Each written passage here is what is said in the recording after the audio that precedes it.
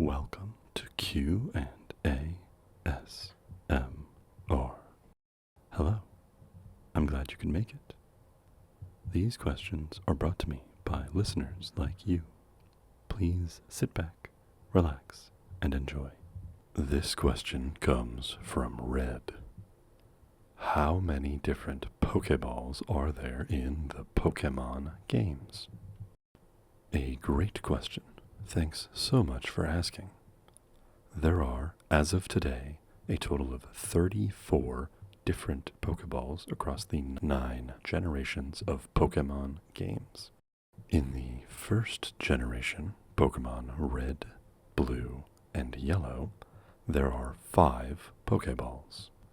They are the original Pokeball, the Great Ball, the Ultra Ball, the Master Ball, and the easy-to-forget Safari Ball. Pokemon Legends Arceus also introduces Hisuian variations on the Pokeball, Great Ball, and Ultra Ball, though they function the same as the originals. In the second generation, Pokemon Gold, Silver, and Crystal, we are introduced to 8 new Pokeballs. The first 7 can be crafted from apricorns by Kurt, the Pokeball smith. The Heavy Ball can be crafted from a black apricorn. The Lure Ball is made from a blue apricorn. The Friend Ball is made from the green apricorn. The Love Ball is made from the pink apricorn. The Level Ball is made from a red apricorn. The Fast Ball is made from a white apricorn, and the Moon Ball is made from a yellow apricorn. Finally, there is the Park Ball used for the bug catching contest. This ball is renamed to the Sport Ball in later generations. In the third generation, Pokemon Ruby, Sapphire, Emerald, Fire Red, and Leaf Green, we are introduced to another 7 Pokeballs.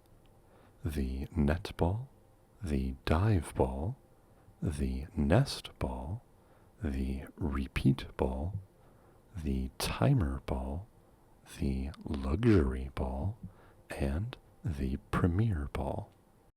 In the fourth generation, Pokemon Diamond, Pearl, Platinum, Heart Gold, and Soul Silver, we see 5 new Pokeballs. The first 4 are much easier to obtain.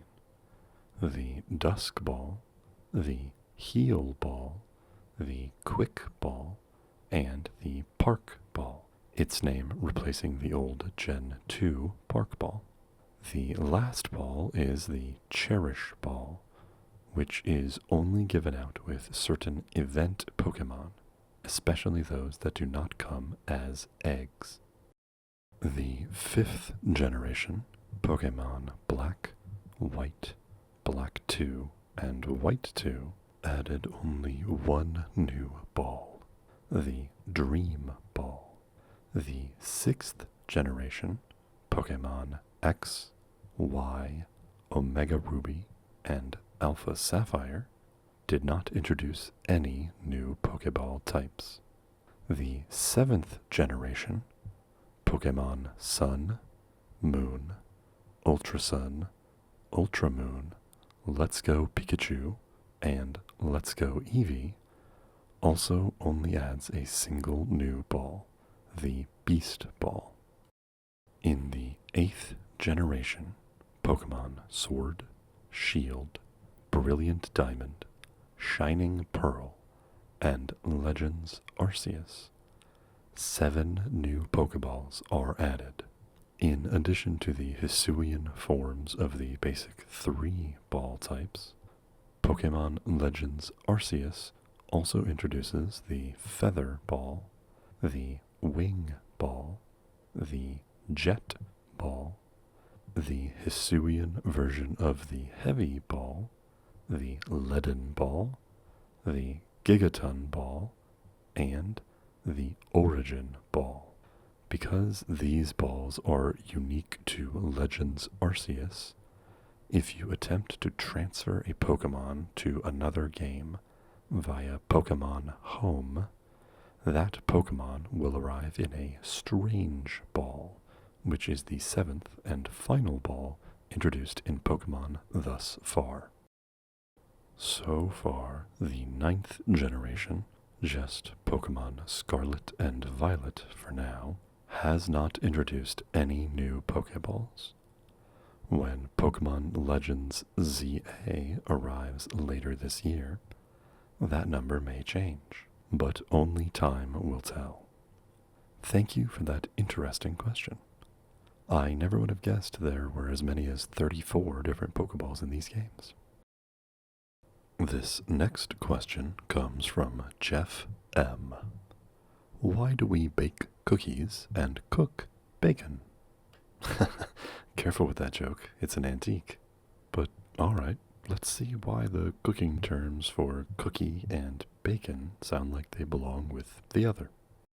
To begin, cook is defined as to prepare food for eating by a heating process, or to subject something to the action of heat or fire during preparation. Somewhat technically, baking is a version of cooking, as we do subject the dough or batter to heat as part of its preparation. So we do kind of cook cookies. Anyhow, cookie is defined as a small, flat, or slightly raised cake. Etymologically, cookie is derived from one of many words, all of which ultimately boil down into meaning cake. So, since we bake cakes, and cookies are cakes, we bake cookies. On the reverse side, bake is defined as to cook by dry heat, especially in an oven. So, oven-prepared bacon is technically baked. Bake can also be defined as to dry or harden by subjecting to heat, which can also happen to bacon if it is cooked for long enough. Bacon, finally, comes from a Proto-Germanic word meaning back meat. In the modern parlance, bacon is defined as a side of a pig cured and smoked. Unfortunately, it seems that the homophonic properties of bacon and bake are coincidental. Probably we should be pronouncing bacon more like back on if we were to be matching sounds with definitions. Thanks for that fun question. Our last question comes from Luke Blackthorn. How many different kinds of swords are there in the world? That is a good question, and thank you for specifying in the world. Otherwise, we'd have a very long list of fictional sword types on our hands. Although, if you want to see that list too, you need only ask in the comments down below. As you might already be aware, there are a great many different swords out there. While I am going to go over a list of sword types here, it is in no way comprehensive. It can be very hard to draw a proper line between sword and bladed weapon, especially with terms like short sword out there. So, I am looking at a list of classifications of swords. It is a mix of historical classifications and modern interpretations. It does not include every bladed weapon from every culture, but it should do a decent job of explaining how many different types of swords there are. Enjoy. Hilt type. A few types of swords are classified not by their blade, but by the type of grip needed to wield that sword. A two-handed sword most commonly refers to the European longsword, or the Beitenhande. The term hand-and-a-half sword is a more modern description of the same, as is bastard sword.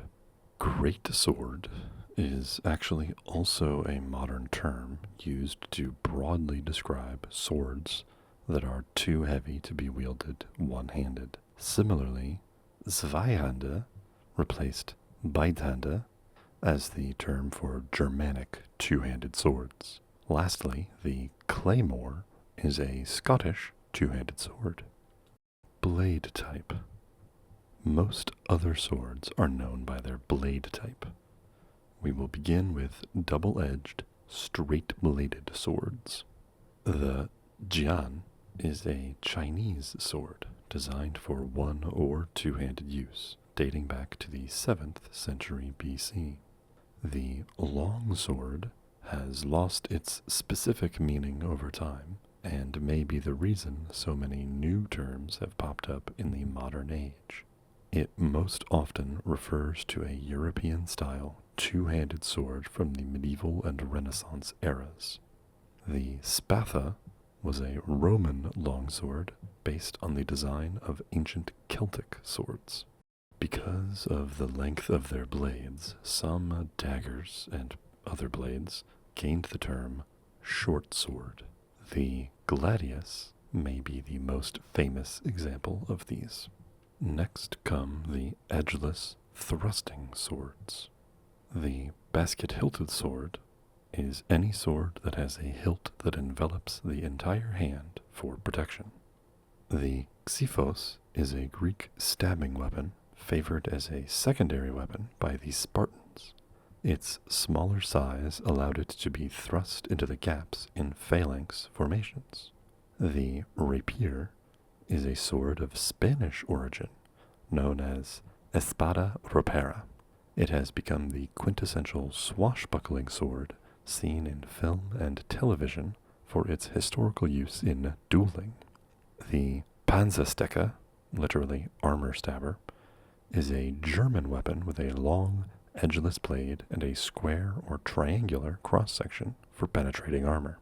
Finally, we come to single-edge curved swords. The backsword is a European sword developed with a thickened back to oppose the cutting edge. This added support gave the blade strength and made it cheaper to make than a double-edged blade. The dao is a Chinese version of this style of sword, sometimes referred to as the Chinese saber or Chinese broadsword. The kopis is a curved blade used by the Greeks, designed primarily for hacking. The khopesh is an Egyptian sword, designed to have a more sickle-like curve to its blade. The katana is the iconic Japanese blade used by the samurai of feudal Japan. The cutlass is a short, broad, slashing sword with a slightly curved blade. The name itself derives from a mixture of Latin root words converging to mean large knife. This type of blade is also sometimes referred to as a hanger, as it would hang from the belt of the wearer. The term falchion can sometimes be ascribed to early cutlasses, though they were typically straighter bladed swords with only light curves near the tip. The saber is a curved bladed cavalry sword used the world over. It is the most common type of backsword. The scimitar is a specific type of saber used by the Turks, Ottomans, Persians, or especially the Stradioti. So, to answer your original question, there are two types of sword hilts, one-handed or two-handed, and three types of blade, double-edge, single-edge, or edgeless. Factoring in curved or straight-bladed as well, we get roughly 12 different kinds of swords. You'll notice I listed 15 to 20 different specific names of blades in this video. And if you want me to go into more detail on other regional blades, just let me know. Thank you again to Red, Jeff M., and Luke Blackthorn. If you would like to have your question answered in a video, leave it in a comment below this one. If you would prefer to ask your question a little more privately, you can email me your question at questionsandasmr@gmail.com. don't forget to like and subscribe for more questions like these every week. Thanks again for listening. Goodbye for now.